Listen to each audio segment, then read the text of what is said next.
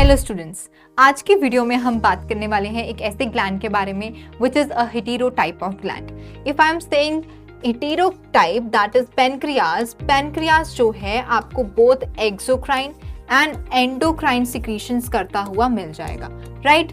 And इसके origin की अगर मैं बात करूं तो पैनक्रियाज जो है इज हैविंग एंडोडर्मल ओरिजिन। तो आपकी एंडोडर्मिस से बना हुआ ये पैनक्रियाज ग्लैंड जो है it consist of many units जिसे हम कहते हैं इजलेट of Langerhans.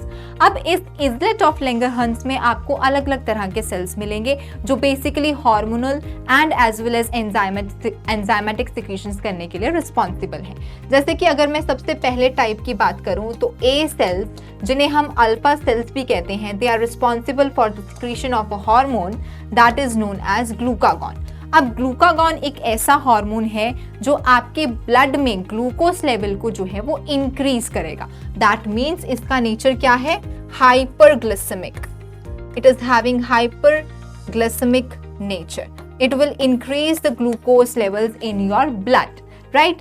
Next is beta type which is from the B cells of the Langerhans। और ये जो B cells हैं they secrete insulin।